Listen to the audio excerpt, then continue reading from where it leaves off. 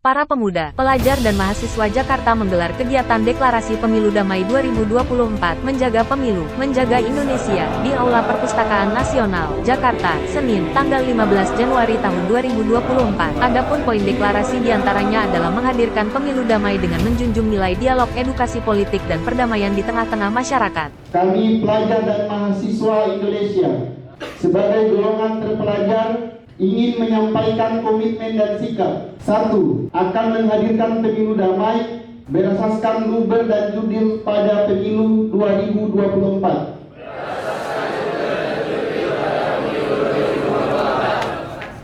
2. Menjaga independensi sikap melalui lembaga pelajar dan kemahasiswaan dalam menyuarakan keadilan dan kebenaran tanpa dipengaruhi kepentingan pihak manapun. 3. Mengawal secara aktif dan terlibat dalam pengawasan pemilu guna memperkuat fondasi demokrasi.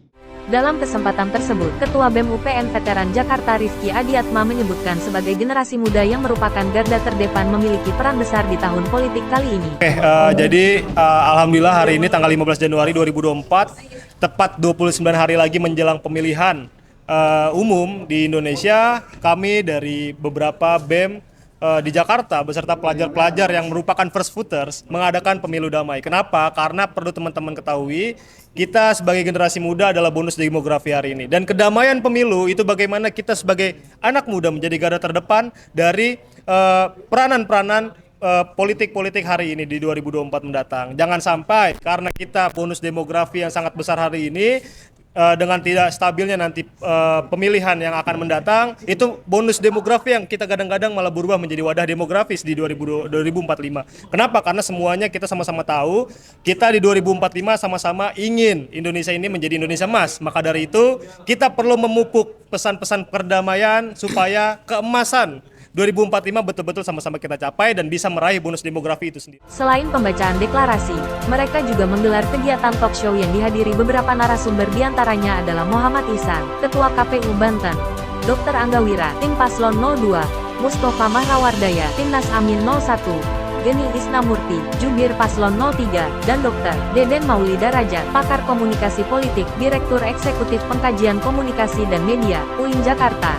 Ketua KPU Banten Muhammad Ihsan menyampaikan bahwa tahun 2024 adalah tahun politik bagi bangsa Indonesia untuk menentukan presiden dan wakil presiden, DPR, DPD, DPRD Provinsi dan juga DPRD Kabupaten Kota, dan tentunya ini menjadi momentum sangat baik bagi semuanya untuk melakukan perbaikan demokrasi di Indonesia. Teman-teman yang saya hormati, sebagaimana kita ketahui, tahun 2024 adalah tahun politik bagi bangsa Indonesia untuk menentukan Presiden, Wakil Presiden, DPR, DPD, DPRD Provinsi, dan juga DPRD Kabupaten Kota. Tentu ini menjadi momentum sangat baik bagi kita semuanya untuk melakukan perbaikan demokrasi kita. Karena sejatinya pemilu kita itu memiliki beberapa fungsi evaluasi, perbaikan, dan juga pemberian mandat kembali atau tidak memberikan mandat kembali kepada pemimpin-pemimpin kita. Nah, dengan tema sarana integrasi bangsa, tentu ini baik sekali ya sebagai titik temu menjaga persatuan, menjaga perbedaan yang memang sebenarnya dan sejatinya ini sudah ada di Indonesia. Jangan gara-gara perbedaan pilihan atau perbedaan politik kita tercerai-berai. Sementara itu, kubu Paslon 02 Angga Wira mengungkapkan bahwa pemilu adalah simbol generasi maupun rekrutmen kepemimpinan. Pemilu damai, saya rasa pemilu ini kan simbol daripada regenerasi dan rekrutmen kepemimpinan ya. Dan pasca reformasi kita sudah menjalani beberapa kali pemilu dan saya rasa ini proses pendewasaan. Sedangkan perwakilan Timnas Amin Mustofa Mahrawardaya menjelaskan bahwa pemilu bisa dikatakan damai maka harus memahami beberapa hal, terutama pemilih tidak apatis pada politik. Pemilih kenal dengan partai politik dan paslon serta calonnya dan mengetahui rekam jejak semua calon hingga paham soal semua gagasan paslon. Dalam pemilu yang disebut damai itu adalah jika semuanya memahami 5 hal.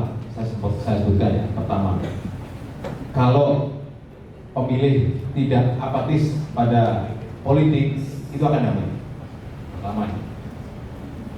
Kedua, kalau pemilih kenal dengan partai politik dan paslon serta calegnya, pemilu akan damai. Lalu yang ketiga, kalau rekam jejak semua calon diketahui oleh pemilih, akan damai.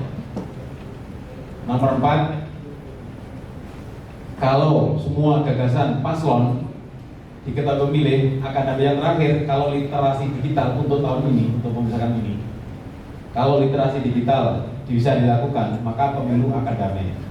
Di tempat yang sama jubir Paslon 03 Geni Isnamurti memastikan bangsa Indonesia adalah bangsa yang moderat dan bangsa yang cinta damai. Kita punya falsafah negara, jadi kita aman lah sebenarnya. Secara budaya itu kita sangat siap untuk melakukan pemilu yang damai.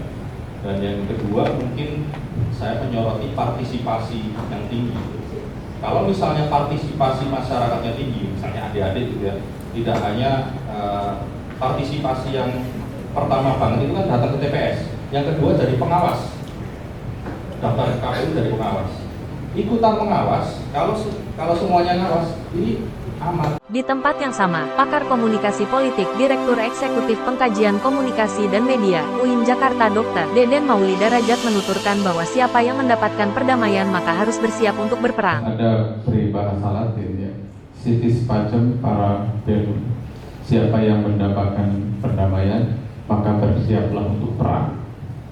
Bukan dalam makna peperangan secara fisik, tetapi peperangan terhadap kebodohan, peperangan terhadap hoax, peperangan terhadap hate speech, peperangan terhadap perpecahan, sara dan yang lainnya. Karena Indonesia juga punya Bhinneka Tunggal Ika, beragam bahasa budaya tetapi tetap satu.